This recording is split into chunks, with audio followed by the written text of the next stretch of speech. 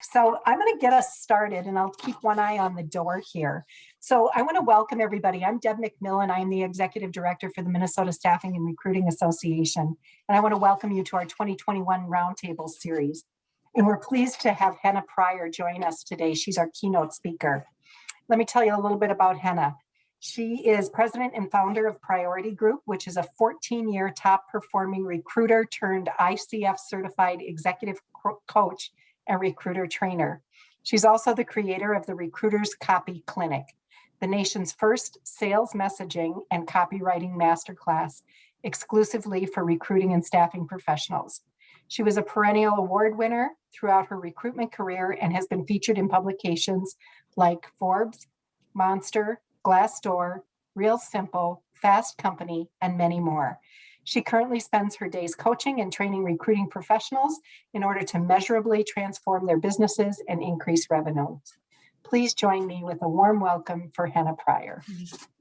Thank you, Deb. And I am honored to be here. My impressions of everyone and everything in Minnesota is fantastic because my neighbors are lovely people. That's about all I know, but I'm so honored to be here.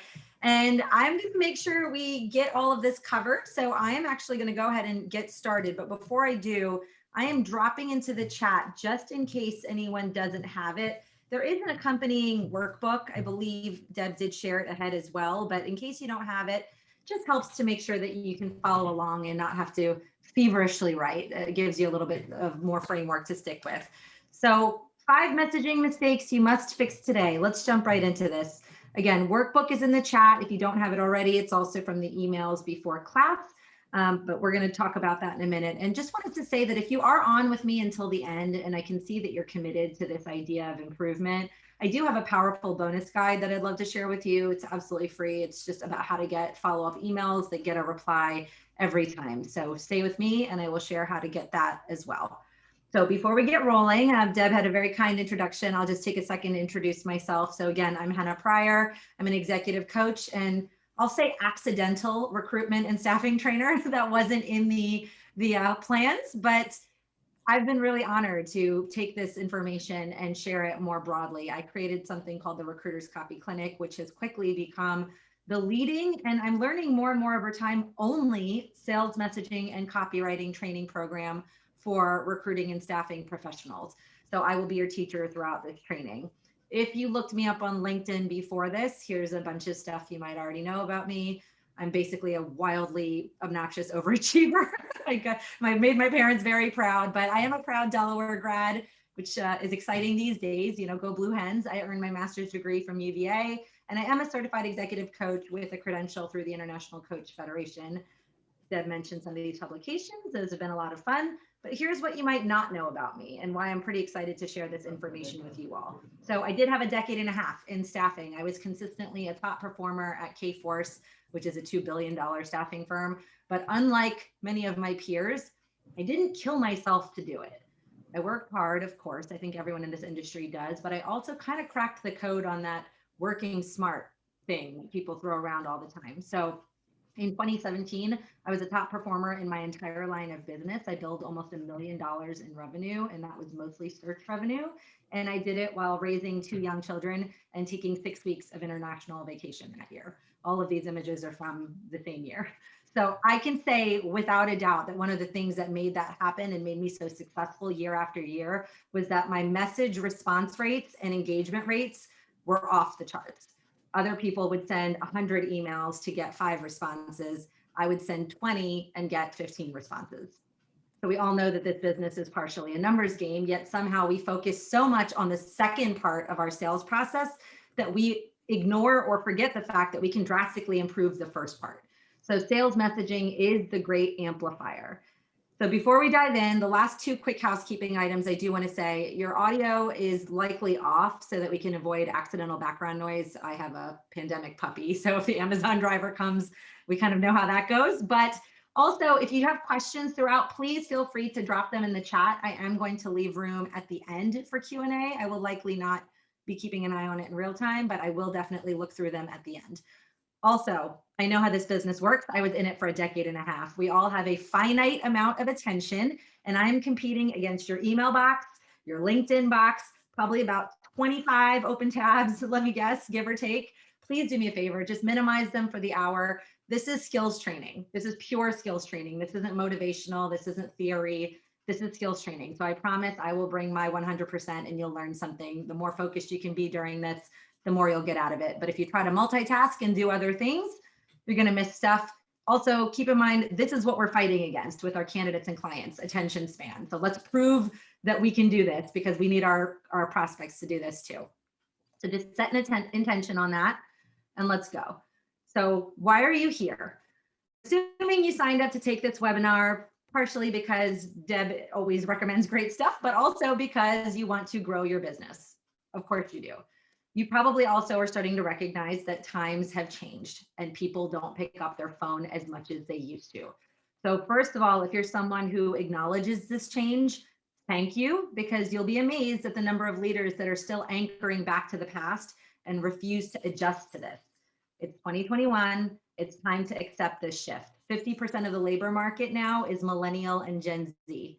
In the next 4 years, it's going to be 65 to 75% are millennial and Gen Z. We have to start acknowledging that people don't want to pick up our phone anymore, okay? Here's a fact. The latest data says 90% of people screen their phone calls and don't pick up an unknown phone number anymore. 90%, okay? So we can dig in our heels about smiling and dialing all you want.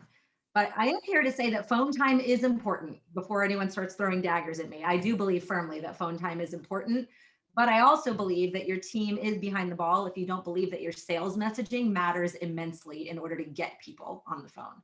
You don't need to be a novelist, but your writing and your team's writing now play a huge role. And the sooner that we accept that, the better. So words tell people what you as a staffing professional stand for. Words are often your first line of communication on how you express who you are to someone, your personality, the way you serve your prospects, your vibe, the vibe of your team. And here's something that's a little bit hard to hear. For every unique proprietary system that you are convinced that your staffing firm has, according to your prospects, there's at least 5 others that are close enough. At least 5 of your competitors that are just about the same or similar. The only thing we have left, the only way to stand out is through the experience that you provide for your prospects. The only thing we have left that's truly proprietary. And like it or not, most people don't like it. People will instantly judge you and whether or not they want to work with you based in very large part by the words that you use, okay? Why else are you here? So we're here because you want more sales. You want more responses to these messages, more loyal candidates and clients who come back to us over and over again. Ideally, you want the same for people on your team. I bet you also want to make a bigger impact with the messages that you send and post. Here's the thing, I'm not teaching you to do something new. You're already doing this. You're already sending the messages. We just want each one to carry more kapow than they do right now. And of course, you want some business growth, right? You want some financial results, bottom line difference, more responses, more deals closed, ideally right now, not 2-3 years from now. So the good news is that sales messaging or copywriting is the key to unlocking all 3 of those amazing outcomes in this current era. So what exactly is copywriting as it relates to staffing specifically? Ultimately, sales copywriting is anything intended to persuade the right reader or viewer or listener, if it's a video or audio, to take a specific action. Persuading someone to take a specific action. The simplest way to say this is after they read your message, you want someone to do something, right? We're not just saying hello. We're not checking in to say hi, how was your weekend? This is, I want someone to do something. So for the way we talk in staffing, copy is writing, messaging, or words, all the same thing. So again, sales messaging, any words that we use on the recruiting or sales side in staffing. So we're talking subject lines, email messages, cold messages on LinkedIn, sales presentations to a client, candidate write-ups that we're sending out, job advertisements that we're posting, follow-up messages, any words that we post on social media. And I mean any, because our posts are visible publicly, but so are our comments on other people's posts. Okay, so all of the words we use day in and day out, anything that has to do with your business, they're copy. The words that we use to get people's attention, the words that we use to get people to know, like, and trust us, the words that we use to influence and sell, these are all copy. And in an attention deficit, attention starved world, which welcome to 2021, Okay. Your sales messaging most of the time is the only thing that determines whether or not people pay attention to you. Let that sink in. It's the only thing that determines whether or not people pay attention to you. I will also put a stake in the ground right now and say that good sales messaging is not a nice to have in staffing. It used to be. I started in staffing in 2003. I would argue it used to be. It was sort of secondary. It was sort of like a thing we did on the side. No longer. Good sales messaging is no longer a nice to have in staffing. It's a non-negotiable because 99% of the time, the recruiting and sales process cannot start without it. It just can't. So the last thing I'll say is this: if revenue growth is your objective, you can't do it live all the time. If you spent 30 to 60 minutes on the phone with all of your best clients and best candidates every day, we know how that would go. Your day is gone, right? You need to develop this skill in order to scale. The more your business grows, the more you need to write and write effectively. So not only has this helped me in my own book of business succeed beyond my wildest dreams when I was at Kforce for a decade and a half, but it's still what I do to this day. It's how I grew my business to where it is in the last 2 years. So I'm super passionate about this. Writing powerful sales messages is the single most important skill that you'll develop in this business anymore. Didn't used to be, it is now. And it's not impossible, I promise. Even if you're thinking, wow, Henna does not know what a terrible writer I really am, okay? I promise you can write much better sales messages with the proper training. So let's jump into this now. You can get better at this, but most staffing professionals have some blocks around this, and it's important that we address these first. People don't enter staffing because they're great writers. Not one of us did. I think there's very few of us that were journalism majors, right, that got into staffing. So over the years, I've discovered there are 3 common and very frustrating blocks that hold us back in this industry in particular. So writing block number 1, see if this sounds familiar to you at all. My message never sounds as good as it does in my head. So you know what you want to say and you know what you need to say, but somewhere between your head and your fingers on the keys, everything seems to get lost, right? If this was the phone, I'm good. I'd have this down pat, but to put this into words feels hard, right? I think we can all relate to this. So I've been talking to recruiters and sales folks for a decade and a half about this, and here's what I hear the most around this particular writing block. I'm great on the phone. Why do I sound so different when I write? My messages aren't organized and I ramble. I don't know what to include or what to take out. I struggle to find the persuasive words to get my point across effectively, but professionally. Okay, I could go on and on, but if you can relate to any of these thoughts, you're not alone. This is a super common block, and I promise you we can move past it. We're going to learn a few ways how in today's training. But let's continue with writing block number 2. Again, this one is super common in staffing. It takes me so long to write anything. Okay, many of us struggle with this one because the pace of staffing is fast. This isn't a slow, meandering business. The pace is very fast. And so the idea of sitting down to write a powerful, well-crafted email seems like an all-consuming time suck, right? So here's what people have told me over the years. Literally takes me 30 minutes to write out a simple email reply, or I'm constantly second guessing what to say. So I play it safe and it ends up sounding generic. Or I don't have a process. So my process is messaging in high volume and praying it works. Okay. I don't want to talk disparagingly of any other staffing trainers, but lately I've been hearing this awful narrative about, blast out 5,000 messages with automation. And if you get a 5% response rate, you get 250 leads. And I'm thinking, what did you just do to the other 90%? You just badgered them to death, okay? So if you have this gut response of, okay, I'm such a slow writer, believe me, I get it. This absolutely affects us all. Even professional writers aren't necessarily fast writers. Every successful sales writer I know has some form of this block. So if you struggle with this too, we're going to learn some great techniques in this class today. Now, the last writing block, number 3, can be really tough on morale and really tough on spirits. And here's what it sounds like. Yeah, crickets, right? Basically nothing. You know that one, right? It's the one that makes us feel like we're all wasting our time royally. So on this one, I hear from staffing folks all the time, I send hundreds of messages that only a few people answer, or I try to be patient, but this slow growth is stressful. I can't stand out amongst the competitor noise, or I'm great at what I do and I just need to get in front of people, but no one hears me, right? This one is rough because it's hard and thankless spending hours sending emails and in-mails to only get a handful of responses. And honestly, this is some tough love for me. I've seen this numerous times. If you have people on your team that are new to the team and you're having them consistently do this and they're getting zero responses from people, their life cycle is going to be short.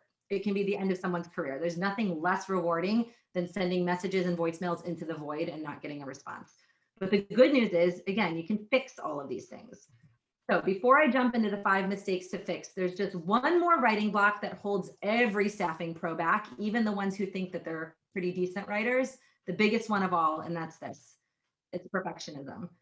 Even if you think you're a decent writer, you put so much pressure on yourself to get things perfect that you either don't write at all and keep doing the smiling and dialing in hopes that somebody in 2021 will pick up your unknown phone number, or you write something stale and generic, maybe the same thing you've been writing for 10 years because it's what you know and it feels safe and it's good enough, right?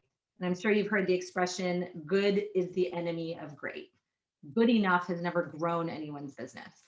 So if you can relate to any of these writing blocks or anyone on your team can relate, I need you to hear me loud and clear on one thing. It's not your fault. Seriously, historically, the staffing industry has been so focused on in-person meetings and phone conversations exclusively that staffing in particular is pretty behind the times on training on how important this is. It honestly still to this day bewilders me that I'm the only person teaching this. Yes, relationships still happen over the phone. Yes, it's still great to meet people. I am not speaking in odds of those things at all. But no, people don't want to pick up your unknown phone number anymore. Think about it. When somebody actually does, we're surprised. We're like, oh, we wasn't ready. I had a bite in my mouth, right? We don't expect it. We expect that they're going to put us right to voicemail. So again, it's not your fault. If it's felt tough or if it's been a struggle, it doesn't mean you're destined to stink at this. Definitely does not mean you're not a good writer. Messaging matters, but if you've never been trained on it and no one taught you how, it's impossible to be great at a skill that no one's taught you how to do.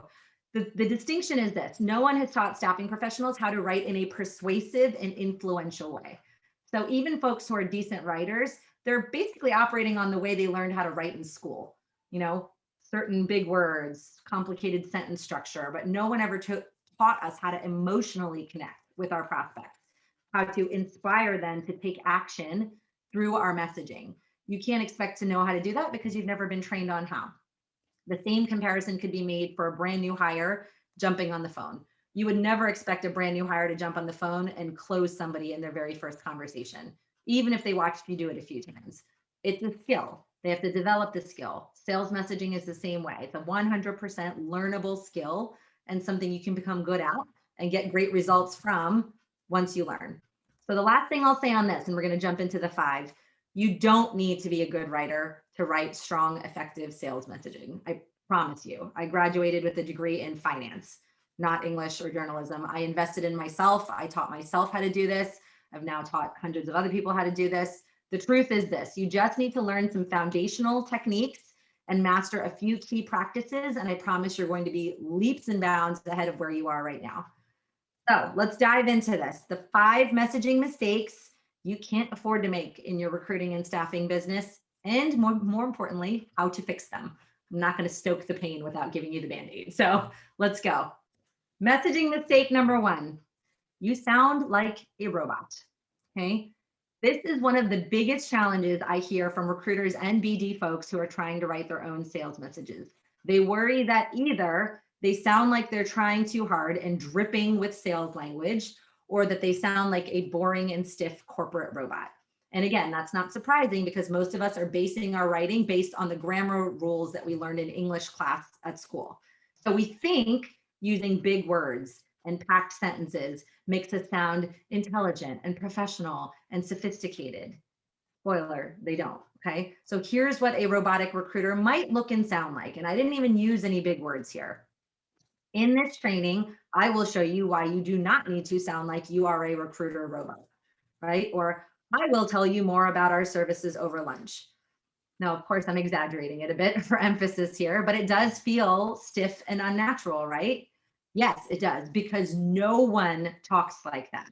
Not you, not your candidates, not your most high-end, buttoned-up, conservative, elite C-suite client. No one.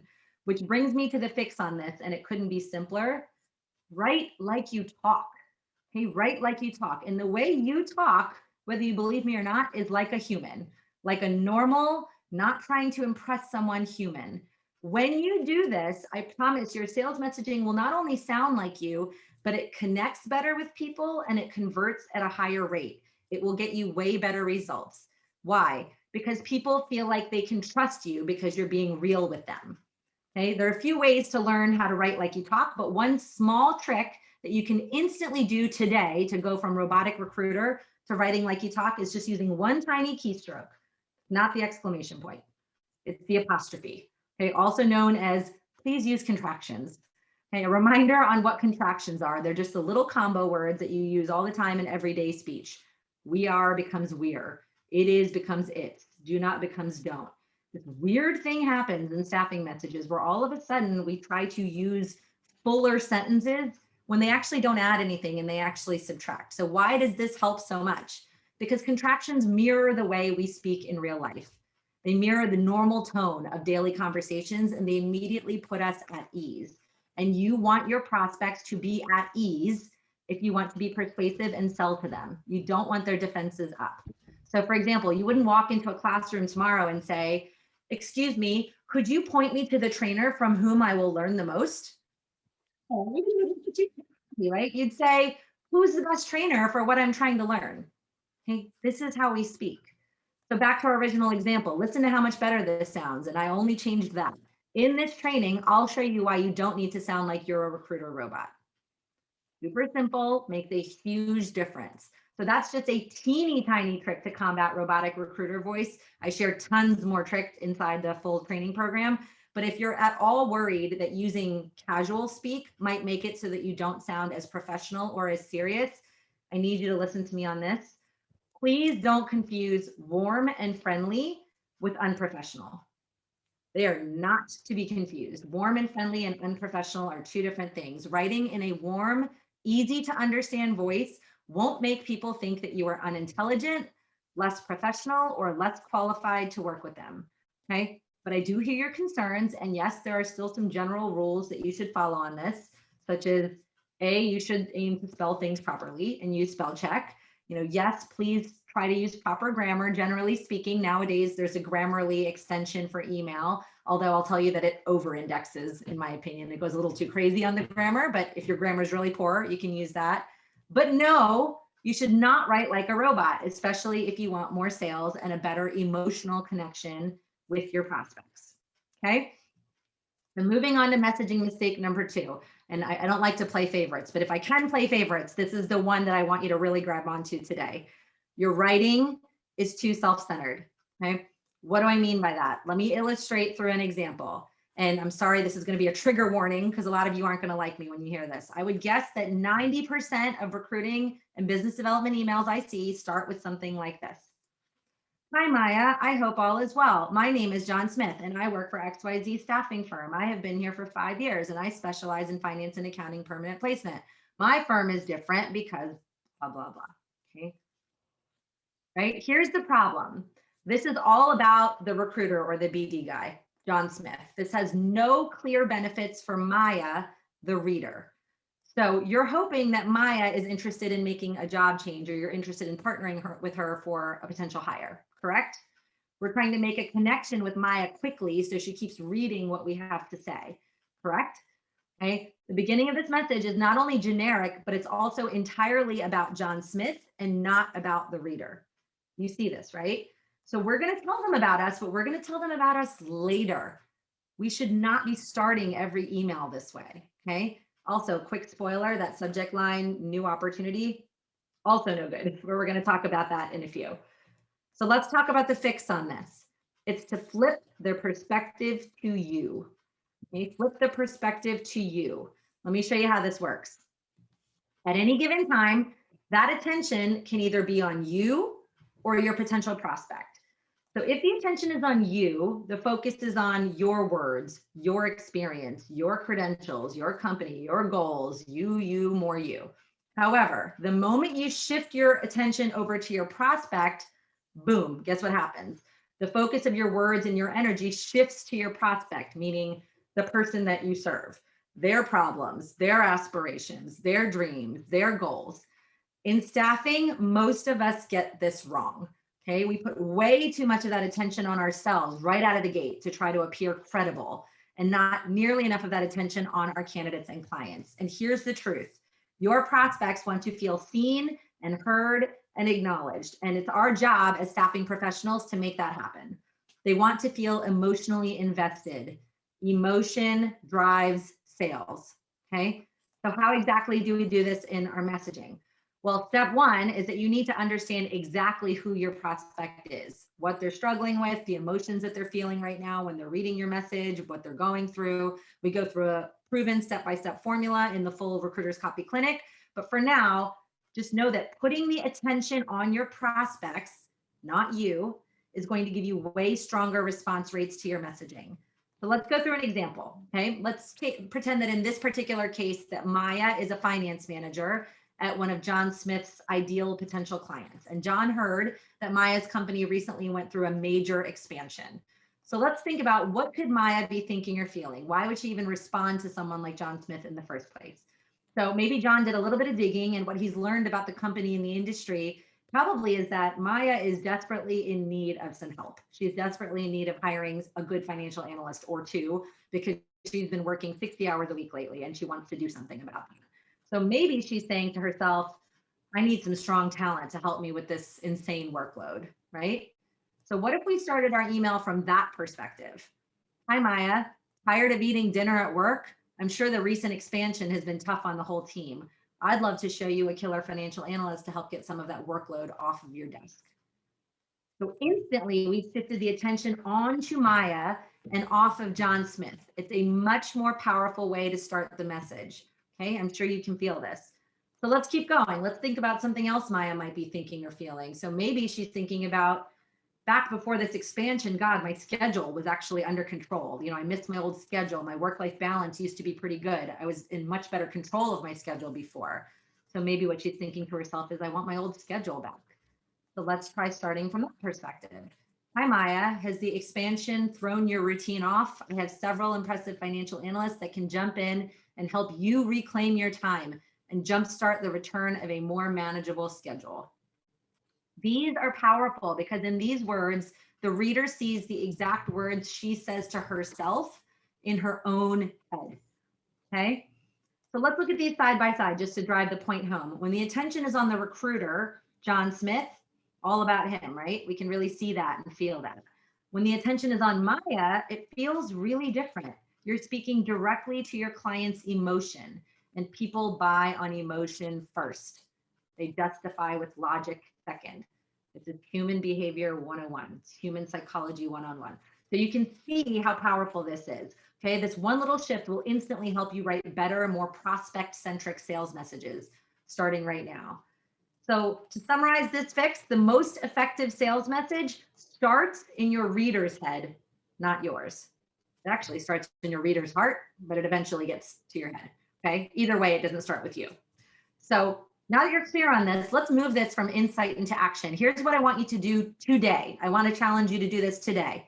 Find one place in your messaging where the attention is on you right out of the gate instead of your prospect, and then flip the perspective. Start by talking about them, okay? In the Recruiters Copy Clinic, we go through a very specific process to help you understand what types of phrases to say at the beginning. It's super, super impactful, but for today, I want you to just try this, and let's keep on going with messaging mistake number 3. Messaging mistake number 3 is that you focus entirely on features and not benefits. Okay, entirely on features, not benefits. So too often in staffing, we focus far too heavily on the features of something in our writing. We can either talk about our own services, a candidate, a job, but we can talk about features in a job advertisement, and we completely overlook the benefits. So let me explain what I mean. What are the differences between them?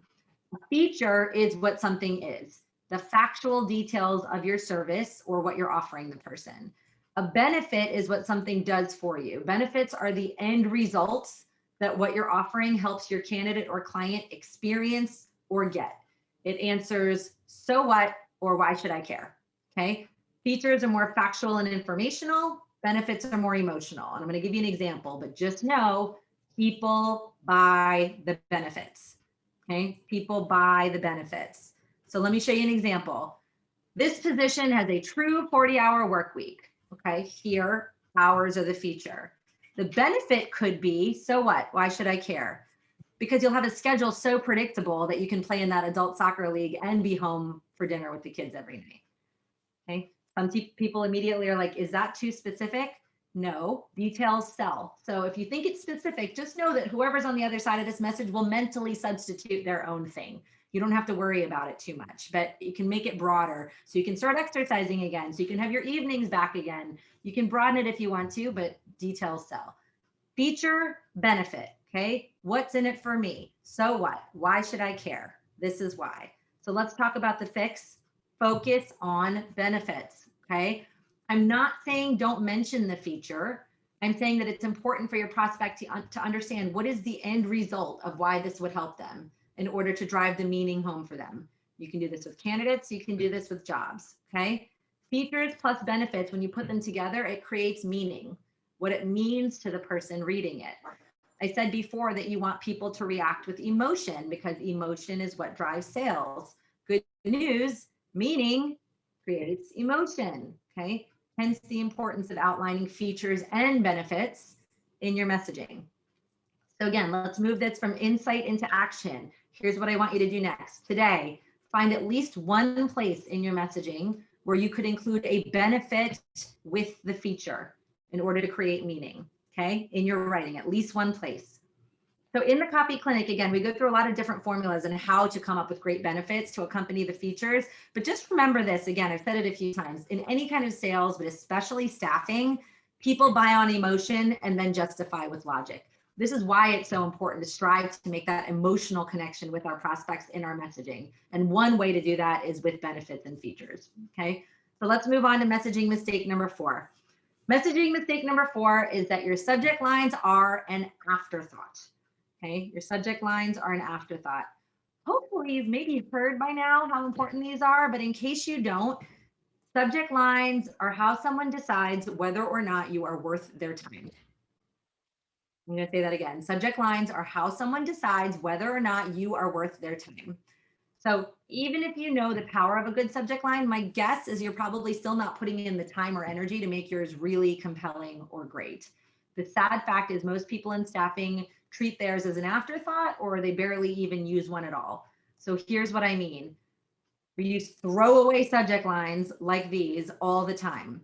New opportunity, just checking in, looking to connect, just following up, new tax role, new Java developer role, right? Or we share something on LinkedIn that says, great read, check this out, right? Do these make you jump to open anything when you see them? Of course not. There's nothing enticing or compelling about these at all. But here's why ignoring subject lines is so dangerous. The average professional who works in an office gets about 121 emails per day, and most of those end up deleted or ignored. The average attention span of folks anymore is seconds.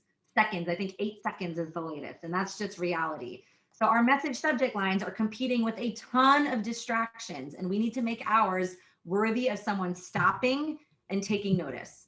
Okay, take a look at your own inbox today. You're going to see some boring subject lines, and I'm going to tell you where you're going to see them, either in your trash folder or, yeah, I'll read it later. I guarantee you didn't open it right that second. I guarantee it, okay? So I promise you this, writing good subject lines in 2021 and beyond will absolutely help make or break your book of business. It's how someone decides whether or not it's worth opening the message to read more. Before you get totally overwhelmed by that idea, please don't. I do have some good news. The good news is that you now have not one, but 2 legs up when it comes to subject lines. First of all, 90% of people in this industry stink at writing subject lines. So you might feel like you're drowning in competition when it comes to standing out in this noisy marketplace. But like you saw with those throwaway subject lines I shared, most people don't focus their time or energy here, even though they should. So you already have an edge now just by being aware of this. The second thing is you don't have to think at this anymore, because guess what? No one was born writing great subject lines. It's not a magic talent that some of us have and some of us don't. It's about using formulas and strategies, and it's also about volume. So I'm going to explain the volume part more in a second. But first, the fix on this is honestly to become the best subject line writer that you can be. And I swear it's 1,000 times easier than you think it is. It's not rocket science. You don't have to have a creative bone in your body, I promise. It just requires following directions and a little bit of effort up front. You have to stop writing your email subject lines in 2 seconds and calling it a day. I promise you, this one sentence determines whether or not anyone reads the rest of your email that you put so much time and energy and effort into. So you have to put in the effort when it comes to subject lines. So let me explain quickly what I mean about volume, because that's also a big key here. Even the best sales writers don't necessarily write great subject lines on the first piece. Really internalize that. In fact, some of the most highly paid sales writers spend 20 to 50% of their time on subject lines and headlines. So if they can't write great ones in 2 seconds or less, why would we be able to? It's just not possible. So understand this, great subject lines do not have to take you hours and hours to write, but there is a huge difference between spending 2 seconds on a subject line for a big blast email versus 5 minutes on a well thought out subject line. That extra 4 minutes and 58 seconds is a million times worth it for the results you're going to see in your response rates. So here's one way you can start to do this. I want you to try to practice. I want you to write at least 10 to 20 email subject lines for every blast you send before you choose one to go out with. Okay, especially for blasts. It's going to a bunch of people. I know that sounds like a lot, but believe me, it's not. And it doesn't even take long if you have formulas and frameworks to choose from. But for inspiration, look at your own inbox, look at LinkedIn, look at business journals, even outside the industry, sources like BuzzFeed, magazines that you read. Pay attention to which subject lines and headlines catch your attention. Okay, borrow those, take them, plug in your topic, your subject matter, and play around with it until something clicks. This exercise will train your brain to start thinking in headlines and subject lines. So let me show you a few examples of how this could look. So the before, post-pandemic return strategies. Okay, how about this? Don't make this major mistake when you return to the office post-COVID. Curiosity inducing, right? Top resume suggestions. How about this one? Are smart words making you look dumb? What's that mean, right? I love that one. How about this? New opportunity. How about this one? This company won't be hiring again until 2022 at this point, right? Makes you wonder which company it is, doesn't it? I'm wondering which company it is. So before you start saying, kind of, how do I do this? Don't these publications have pro writers working for them? How could I possibly write interesting subject lines? You can and you will, trust me. Even these pro writers have to send 10 to 20 subject lines and headlines for every piece of content. So with practice and with formulas and frameworks, you will be able to write subject lines really fast. But even the professionals need to pump out some volume before they get to the golden winners on this. This is what it takes for your sales messages to see big results. So in case you're wondering, do better subject lines really create that much change in results? The answer is heck yes.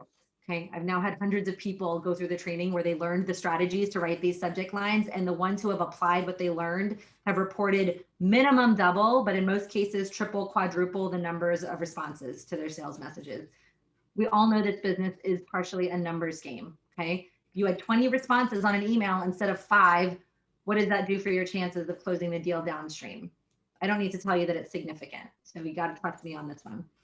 So let's move on to our final messaging mistake. Final messaging mistake, number 5, is that you don't begin with the end in mind. Here's what this means. Every email that you send, every email that you write, every single page of your website, every piece of social media content that you create is a chance to get your prospect to do something that benefits them and benefits you. So think about it. If you put all this work into writing a really great message and then you don't tell the reader what to do next, what's the point? Okay. So here's an example. Let's say you have a really, really good candidate that you're trying to market to a brand new client that you're trying to break into. So you write to this client, you tell them all about this amazing candidate, and then you say, I'd love to connect, or I'd love to connect at your convenience, right? And then you just wrap up your signature and you just hope and pray that they email you back. I'm going to be honest, even your most loyal client might not write you back. Why? Because you didn't tell them exactly what you wanted them to do. You have to come out and say what you want. We're all super busy professionals. We're all super overwhelmed. We're all drowning in distractions, and we want to be told exactly what you want us to do next. If you don't tell us exactly what you want us to do in your message, you're wasting your time. Okay, so here's the fix. The fix for this is I want you to always use CTAs and work backwards. CTA stands for call to action. Okay, call to action. These are a must-have for everything that you write. In other words, I want you to start with the end in mind, the end of your message in mind. So ask yourself, what is the action I want my reader to take? What is the action I want someone to take at the end of this email, the end of this LinkedIn message, after they've read this post on social media? What's the end goal? So you can be explicit about it. So if you're not familiar with CTAs, they're just the little bits of writing towards the end that tell people what to do. So you see all kinds of it on the internet, right? Click here, sign up, buy now, add to cart. In our world, it's usually hit reply. Can we chat at this time? Call me at this time, right? Something along those lines. So if you feel like you never see enough responses to your emails or some engagement on your social media posts, it's probably because you're not being explicit enough about what you want someone to do, the action that you hope that they're going to take. Okay, so in our example, again, when we're trying to market that great candidate to break into that new client, instead of saying, I'd love to connect, we could instead say something like, hey, this candidate won't be on the market long. What time today can I call you to discuss her? I'm telling you, it's not difficult, and it doesn't have to be aggressive or pushy. It just has to be clear and direct. Okay, other versions, again, let me know by replying to this email. Hit reply. If it's somebody that you know already and is warm, book a time on my calendar. I don't like it for cold, but for warm, book a time on my calendar is fine. So a few tips on a CTA and what makes one good. Use words and phrases that your prospects are used to seeing, familiar language, okay? A successful CTA is also to the point, because even the smartest among us can get easily confused when it comes to an electronic request. We're busy, we're moving fast. Keep it as clear and direct as possible. So before you hit one more message, send anything else, ask yourself, what action do I want my reader to take after they've read this? Whatever it is, say that, okay? That's your call to action. And with that, I want to say congrats. So we made it through all 5 fixes. Let me quickly summarize what we just learned. So we covered the 5 biggest sales messaging mistakes and how to fix them. Number 1, write like you talk. Write like a human, please. Okay, number 2, you need to flip the perspective to you. The attention should always be on your prospect at first. You can tell them about you later. Number 3, focus on the benefits, okay, not just the features alone. Number 4, you want to become the best darn subject line writer that you can be. Please really prioritize these. And number 5, use calls to action and work backwards. Reverse engineer what action you want your prospect to take. Okay, so in case you're asking yourself, great, I'm going to take these 5 things, I'm going to run with them. Let's go. I'm excited. What's next? So from my standpoint, 3 options when it comes to your sales messaging. Option number 1, pop off this webinar, hopefully apply these 5 fixes, but largely keep doing everything else the same. You know, maybe high volume will start to work. Spoiler, probably not, not in this current market.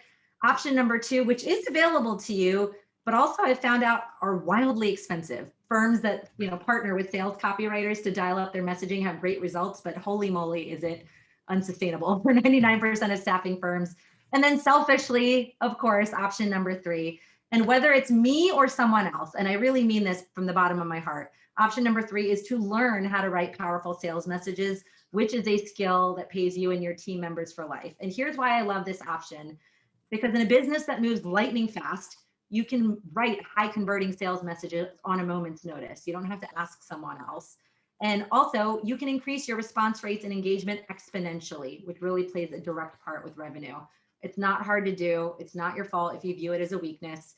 It requires teaching. It requires training. So I won't go into a big old sales pitch, but this is exactly why, despite my desire to fully pivot into executive coaching, I found myself putting together a program. I realized there was a need and I had to fill it. And I am really proud of it. It's really good. I've had about, 500 people or so take it so far with that number will be definitely at 1,000 by the end of May, because I've got some pretty big companies taking it in coming months. I'd love to tell you more. I'll just tell you that it's not a motivational sales training. It is a pure skills training, you know, useful, actionable, results oriented. And again, whether it's me or someone else, I'll say this is where things are going in this business in 2021 and beyond. So 12 months from now, will you think, oh my goodness, thank goodness I was on top of this and I trained my team when I did? Or will you think, train them on how to write more effectively, but it wasn't really worth it? Newsflash, it's never been the second one. No one has ever said it wasn't worth it. So please do feel free to shoot me an email. I'd love to tell you what it looks like. If you have any questions, no cost or obligation. I'm not a pressury person, but I hope you do think of me when you're ready to take your sales messaging to the next level for your team. And at a minimum, if we don't speak again, please do leave today and take those 5 fixes that we talk about. Those alone are proven to give you a vast improvement in the quality of your messaging. Someone just messaged me the other day saying after the webinar that they took that just this stuff gave them a 20% increase in their response rates. So please do this. As promised, I did say if you stayed with me until the end, just shoot me an email. This is my email address, and I'll shoot you an electronic copy of one of my most popular and useful guides, which is how to write a follow-up email that gets a reply every time. If you have a team, you're welcome to share it with them as well to make sure that you never send a follow-up email that goes ignored or unanswered for perpetuity ever again. And please do feel free to link up with me on LinkedIn. I'm very active there, and reach out with any questions or feedback. And with that, I will open it up to Q&A. Chat is quiet. I was that thorough, huh? Any questions?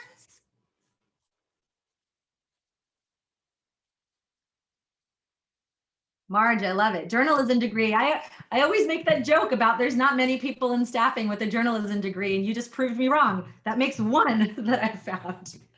I love it. If you have any questions, feel free to hop off mute, but I will hang around for another minute or two. Everyone's going to just go run to their messaging and fix it.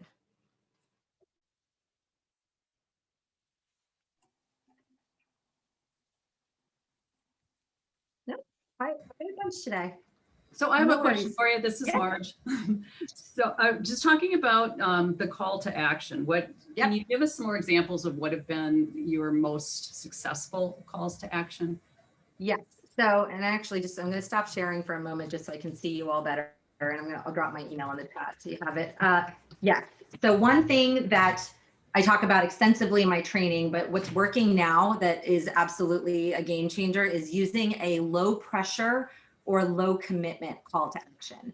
So I will say with some conviction that it is a big mistake to send a cold email and send somebody your calendar link and say, can we discuss this in detail for 30 minutes? Please book a time on my calendar. It is COVID. We are all overwhelmed. We are all being pulled in a million directions. The analogy I give, and this is sadly 100% true. If my mom sends me a text and says, hey, Hannah, can you call me? I don't, because I don't have 30 minutes. I love my mother. We're very close, but I just don't have 30 minutes for her right now. But she's finally figured out if she says, hey, Hannah, can you call me? I'll be 2 minutes or less. I immediately pick up the phone and I'm like, what's up, mom? Right? Same thing is going on with our candidates or clients. We need to stop asking them for a detailed meeting or 30 minutes to discuss when we've never spoken to them yet. So the most effective calls to action, and I do teach this a lot in the training, are low commitment, low pressure. Start for 5-minute chat, 10-minute chat, quick call, quick introductory call. Start there. They're way more effective than these very heavy pressure asks that we are accustomed to using.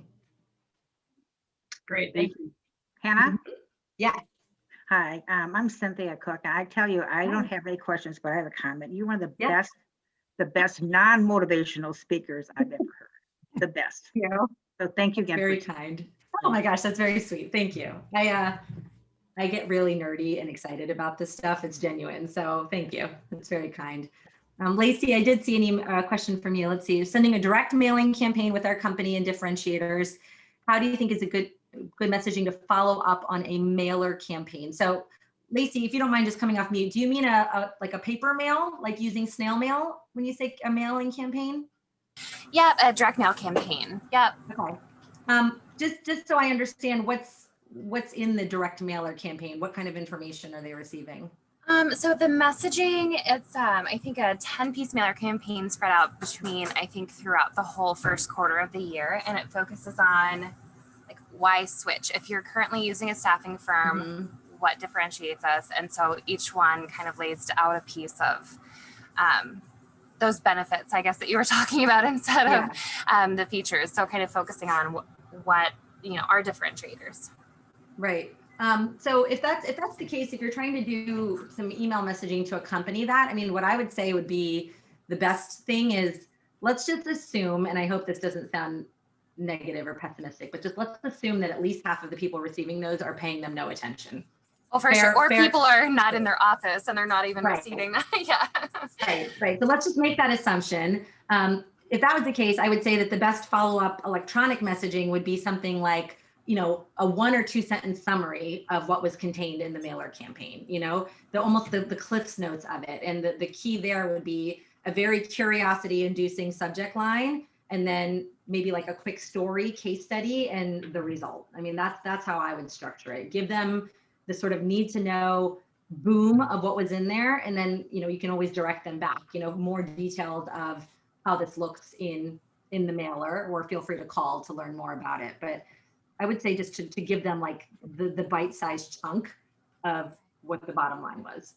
Okay, awesome. Thank you. Mm-hmm.